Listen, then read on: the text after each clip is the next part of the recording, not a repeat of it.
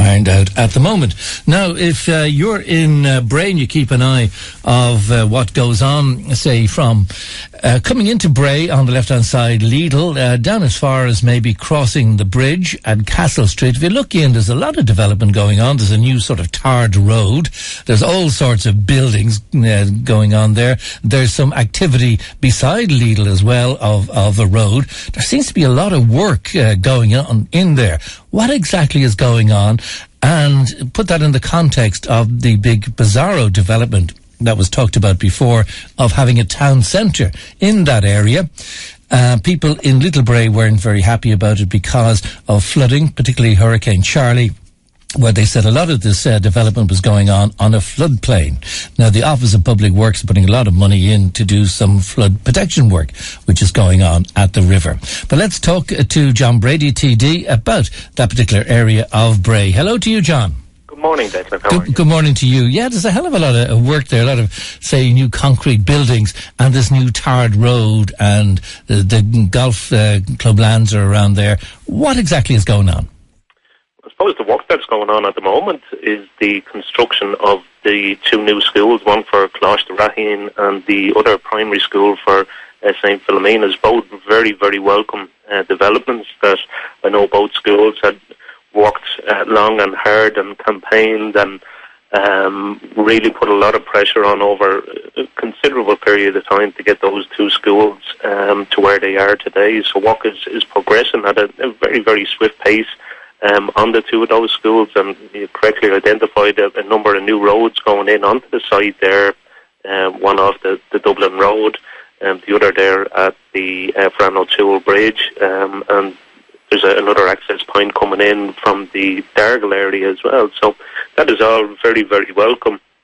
And I suppose the overall site, Declan, I mean, I know you've covered it extensively on the show, but it goes back to 2003 when a consortium got together and purchased that entire site, which contained, I think, in the region of 62 acres, and at the time purchased it for I think approximately €90 million.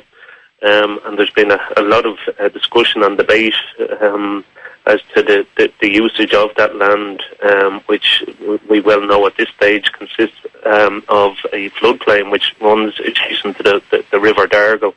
So there's a lot of work going on there at the moment. And I suppose the interesting thing that happened last week was that consortium that was put together consisted of Dorkin Homes, Paddy Kelly, and a number of other developers. That consortium, which was called Bizzaro Developments, that has gone into receivership. I know SWAP was the local campaign group that had campaigned to keep the floodplain free from development, and fought a number of campaigns and took it to An Bord Pleanála, and unfortunately a decision to grant high-density development on that floodplain was granted by An Bord Pleanála back in 2010.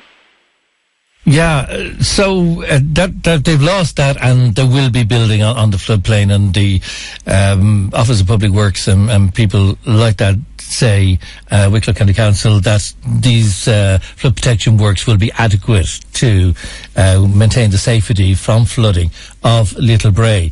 So the schools are there. How much other land is actually left vacant at the moment? I'm not quite sure how much land is left after the construction of the schools. Now there's a couple of playing pitches and that going in as part of the schools, but certainly there's a considerable portion of the land that is left for development or for other uses. And I've consistently from the get-go back in 2004 when I was first elected onto the council, supported the idea of keeping the floodplain free. And I think the recent development with Bizzaro developments going into receivership now gives us an opportunity, in my belief, to revisit the whole zoning of the remainder of that land down there. We know that the land is in the NAMA process, and that, I suppose, adds to the uncertainty now as to what is going to happen here.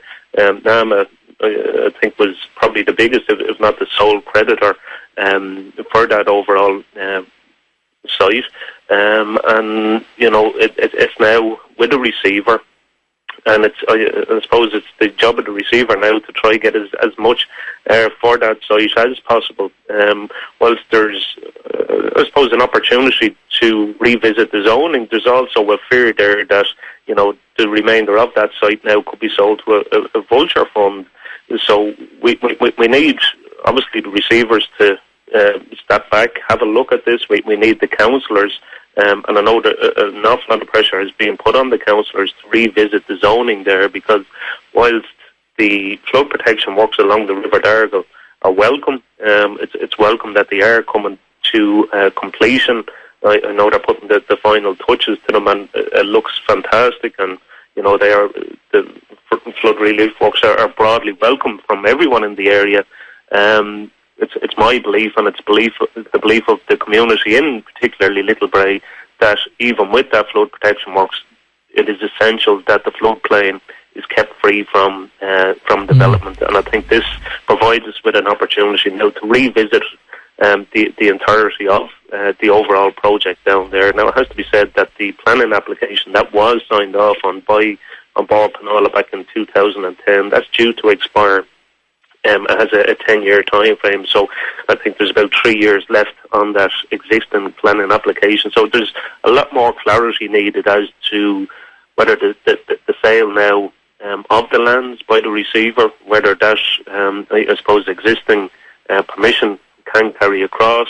But there is fear there that a vulture fund could step in now and purchase this, and we know that, from previous experience with these, particularly foreign investor funds, that, they don't necessarily have the interests of community at heart. So what we need, John, because it's I think the border between Dún Laoghaire, County Council, Dún Laoghaire Down is there.